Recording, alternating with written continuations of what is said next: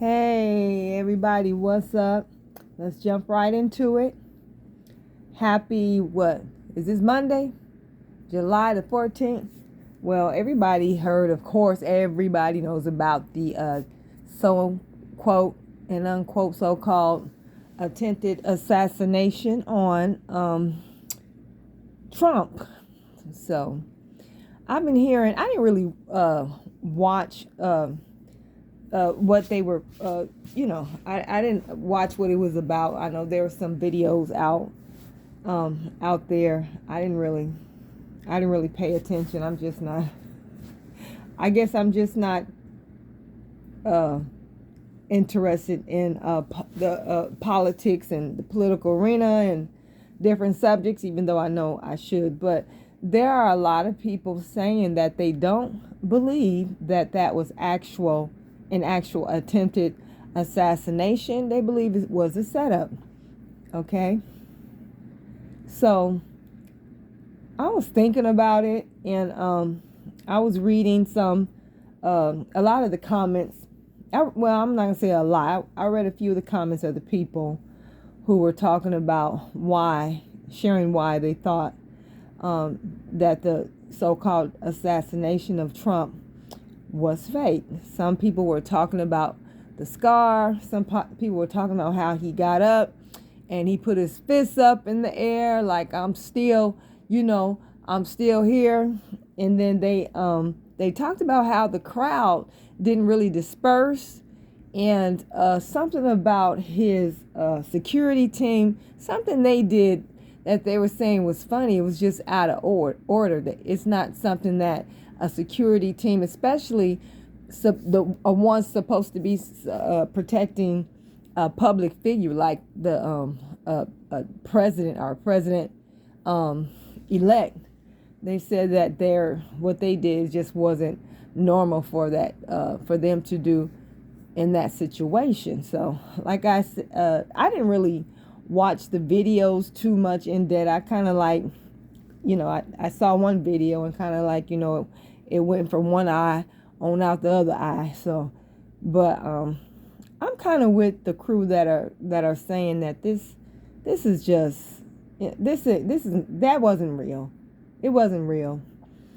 It was done as an attempt, I think, to make President Trump an icon, so-called, another president, which there was an attempted assassination. All right. So when presidents are assassinated, when people, any political figure that's assassinated, a lot of times it is assumed that that person was taken down because they were doing something right. They really cared about the people. Okay.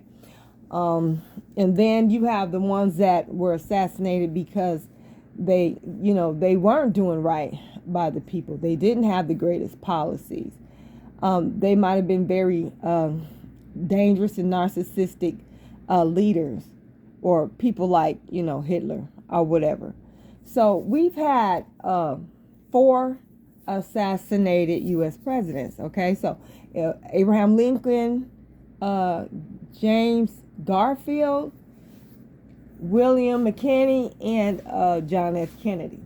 All right, and then we've had a few attempted assassinations. Okay, so one of them, I think it was I can't remember his name.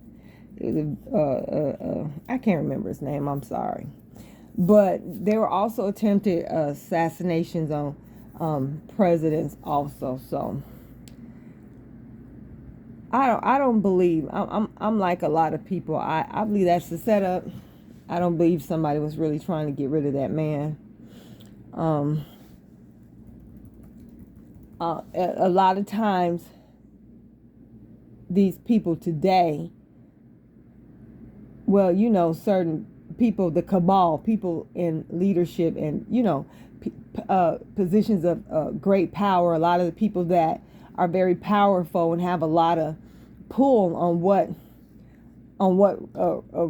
the laws, that the major things that really happen, they have a lot of pull and a lot of influence on that. We don't see them. We don't really see them. We just see what they have sitting in front of us. So I don't know about y'all, but I don't believe nobody tried to kill that man. I believe that was set up for him by his camp to give him some leverage, so to speak.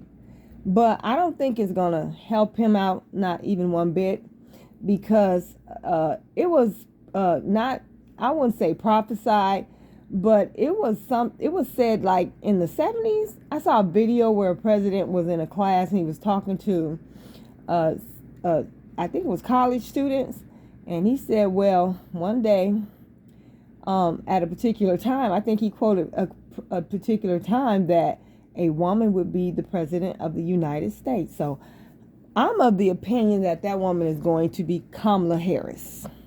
I really do think that she's going to be the next president. Either she's going to be elected or selected, or Biden is just going to not be able to hold that position anymore for whatever reason. Okay, so I don't believe Trump is going to get back in. I really don't.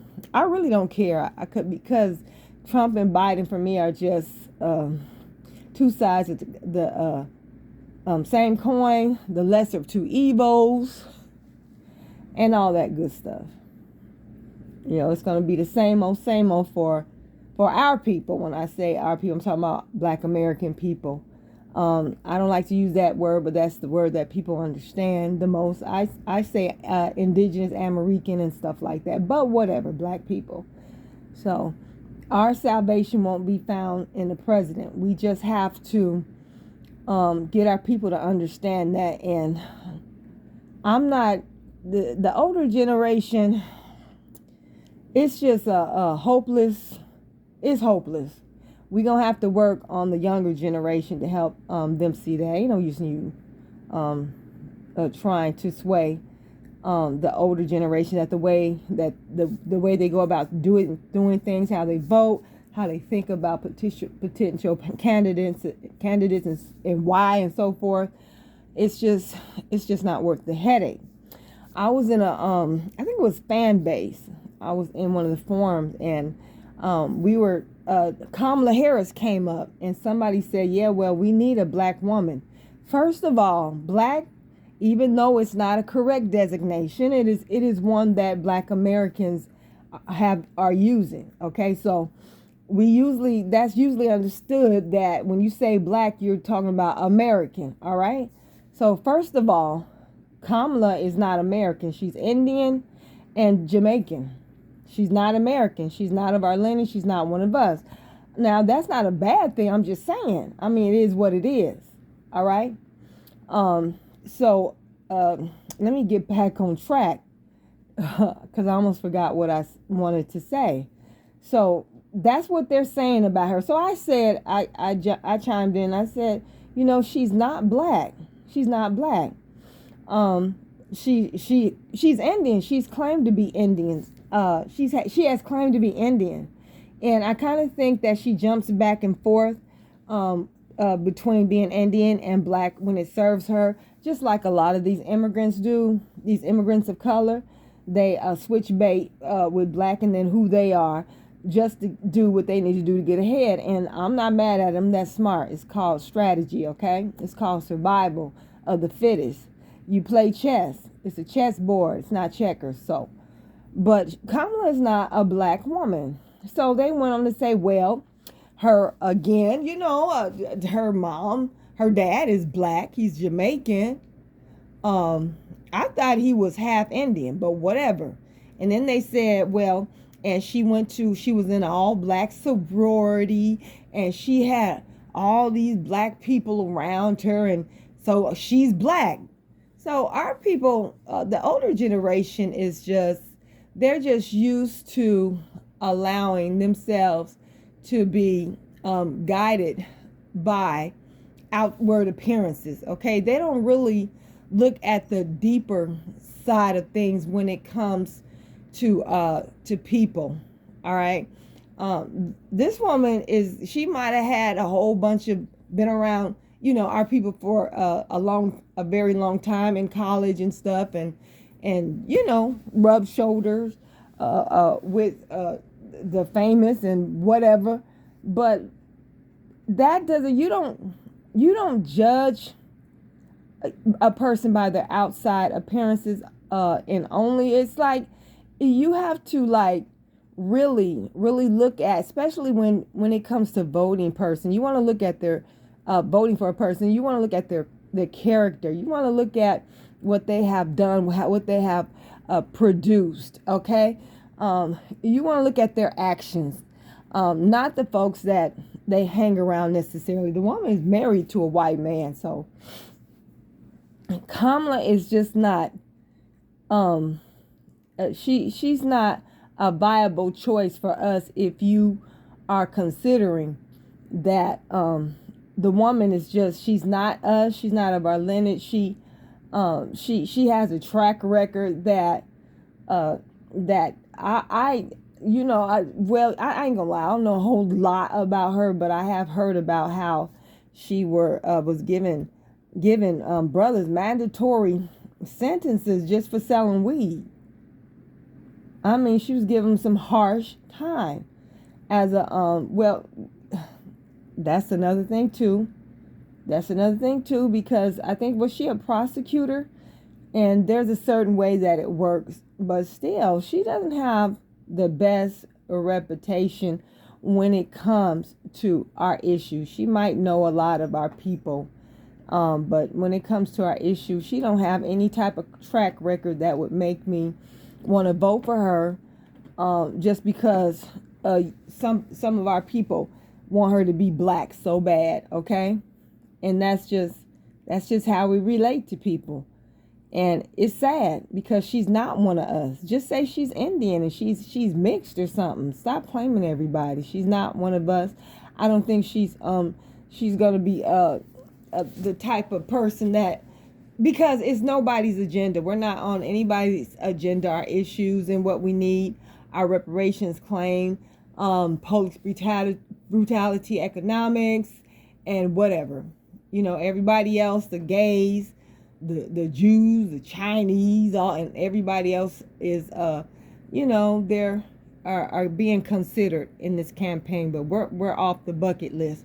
And you know what? To me, that's a blessing in disguise, because I'm so tired of our people always being the focus of attention, because a lot of it is just negativity. I'm tired of that. So if they would just stop talking about us and leave us alone, maybe we can go under the radar.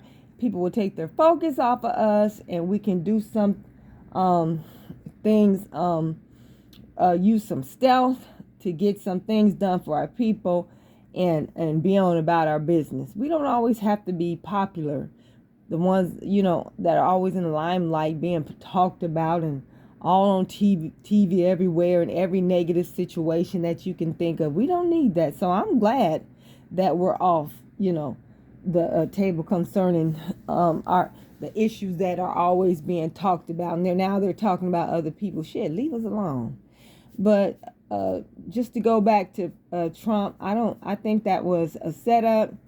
I think they're trying to distract the people. I think they're trying to control the people into voting a certain way and feeling a certain way for their benefit, and not necessarily for us. So that's all I want to say. Thank you so much, everybody. I appreciate you. I love you.